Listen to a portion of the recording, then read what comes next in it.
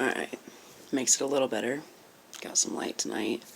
It's really late tonight, and I'm actually late on posting this because this one's a really big one. Anyways, hey guys, glad to be here again today. Please, please, please keep sharing these. Share the shit out of all of these. You have my permission. Please tell the world why these souls and these people are so beautiful. So please keep sharing. Help me save some lives today. Okay, so like I said, this one's really big, and it's going to be really hard for me to talk about this one. I had originally planned to make this one of the very last videos I did. But chronologically, this moment was too big not to bring up this video right now instead. It leaves too big of a gap where one of the most crucial moments of me being on the edge of suicide took place. So I'm going to tell you all about it.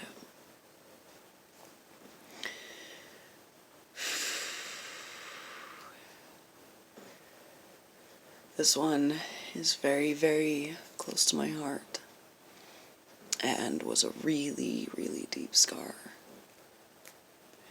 It takes a lot of explaining. So here we go. So, I was still working at the local strip club for almost a year, and the romance had burnt out between me and the other girl pretty quickly, like I said. And I had gotten myself kicked out of my parents' house because of my drug use, and had ended up moving back in with my ex-girlfriend. She was living with her new boyfriend and their two prospective best friends at the time. So there were 5 of us in this 2-bedroom trailer house.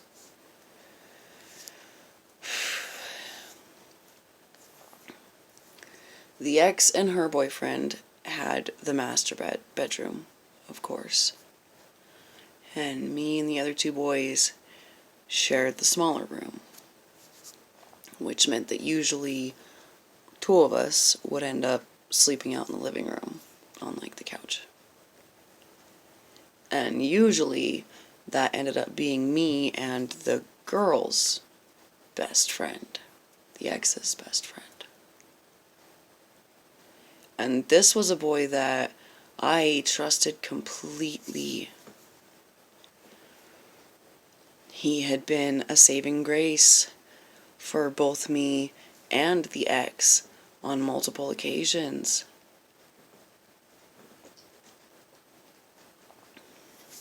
Up until this.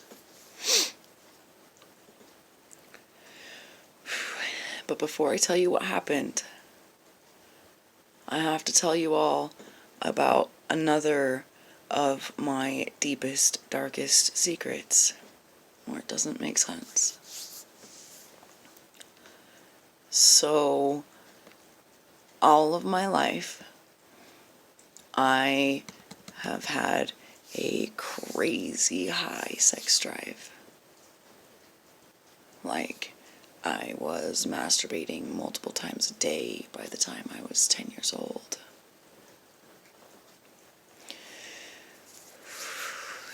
And that continued well into my adulthood. So while I was working at the strip club and being surrounded by sexuality that wasn't really sex, and also not being with anyone and not being able to have sex with the ex-girlfriend anymore because she was with her new boyfriend, my body got quite desperate. And that's a very tricky thing to explain, how that feels. to have my skin be in control of who I am. To have that desperation change my entire persona. The wanting that lives in my skin almost becomes like a kind of parasite. Nothing I did on my own could sate it.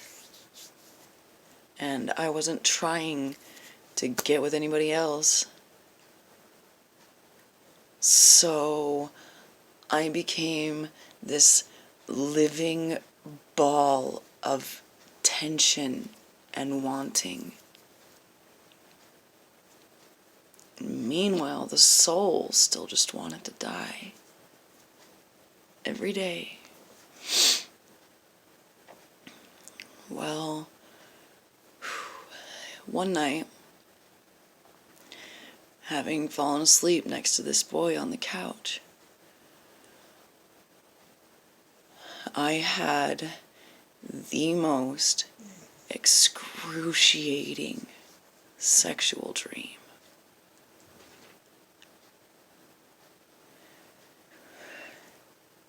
I dreamt that I had so many different hands on my body that I couldn't tell you a number.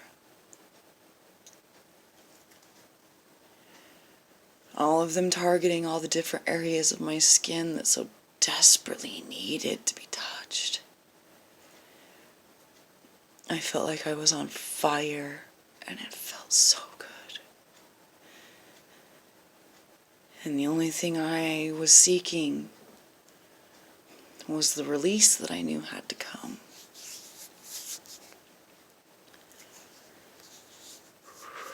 And amid the throes, the beginning throes of a full-blown orgasm, I woke up.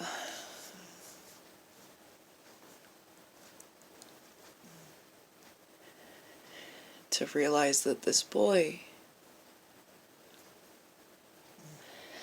that I trusted and respected so much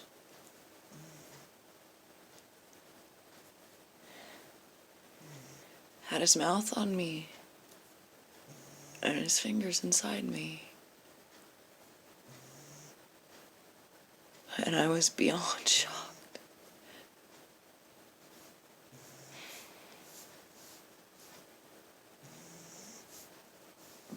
But I didn't tell him to stop.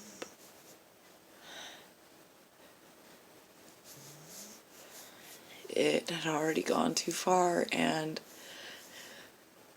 I couldn't fight past my body's need for the release.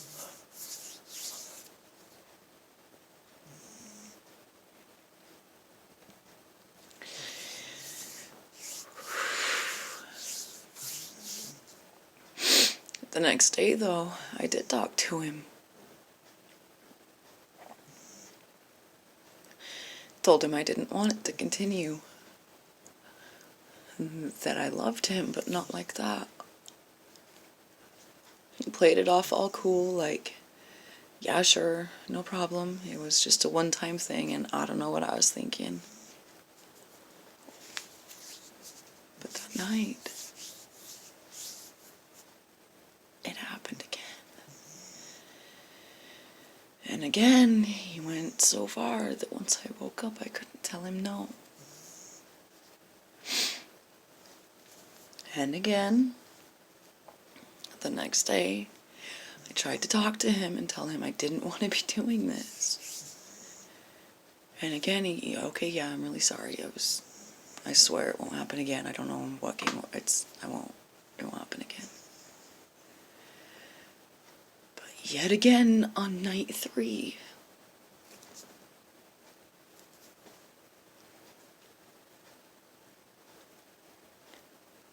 when I tried to tell him for a 3rd time the following day that I didn't want to be doing this, he said,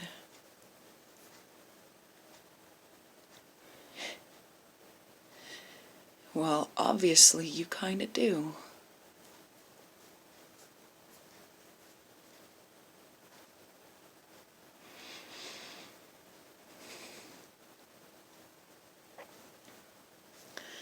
From there, he continued every time I would fall asleep. Every time. He made it a kind of a game, being slow and careful enough not to wake me until I was coming.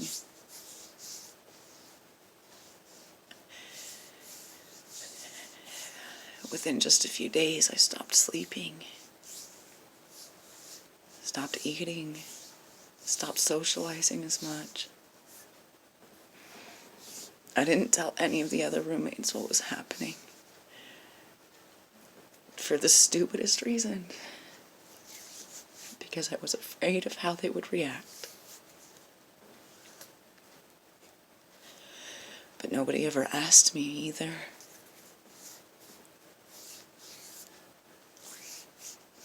Nobody ever asked what was wrong or why, what was happening.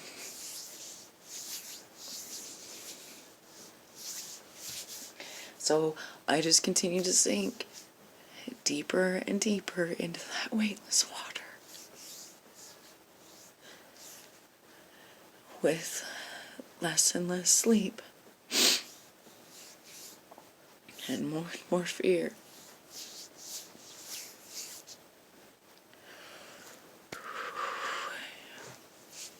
I've been trying not to smoke in these videos, but this one's a really hard one. I'm actually on my way to trying to quit, because videos have inspired me. Time out for just a second, guys. Ooh, that one was a big one. And saying it on camera is really hard. But I still want you to share it.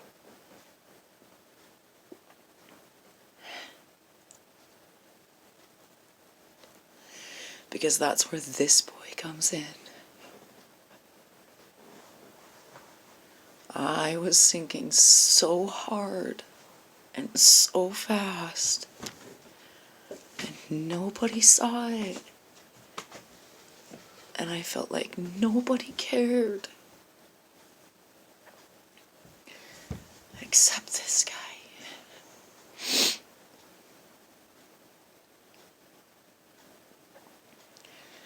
I began trying to sleep in the lounge chair in the living room to avoid the other boy. This guy would come and lay in the chair with me, literally on top of me. And if anyone got close to me, he would bite at him. Surprise, it was the dog.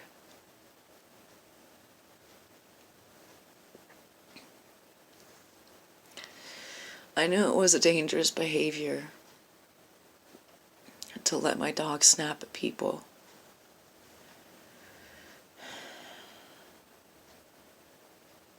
But when it first began, and in those moments, he wasn't my dog.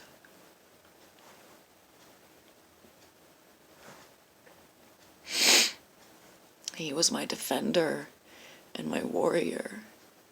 And he fucking loved me. And was willing to tear anyone apart to keep me safe. And it worked. The boy immediately started leaving me alone. Because how would he be able to explain that the dog went after him because he was messing with me while I was asleep? Like, why were you trying to wake her up, dude? Why weren't you letting her sleep? How could he explain that without explaining? So he just stopped, and it worked.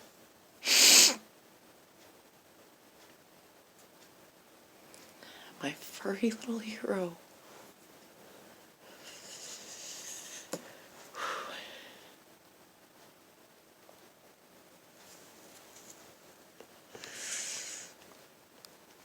So, episode 37 is for my Charlie boy.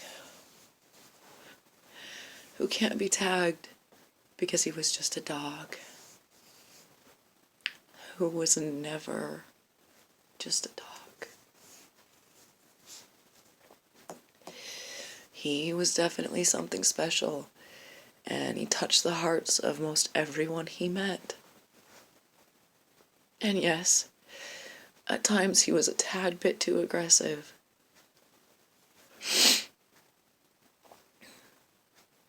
And I didn't really condone it, but I couldn't get mad at him for it either. Because my little warrior had saved my life. He saved my life many, many times in the years that I had him. But that time span, those few weeks, and the months following, and anyone following, that little time span was the biggest. Because he gave me the safety to sleep. And the love to keep waking up every day. Because at least one soul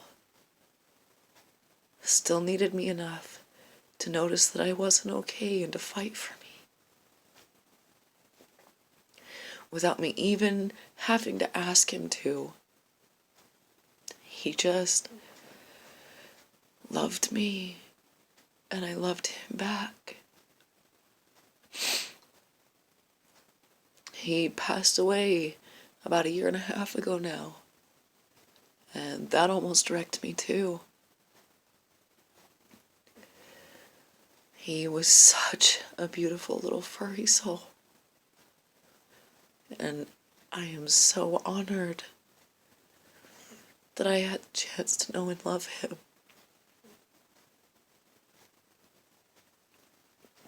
Because yes, our pets certainly matter too.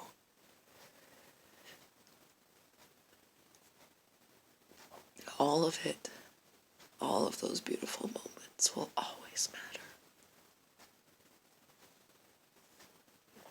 37. Charlie.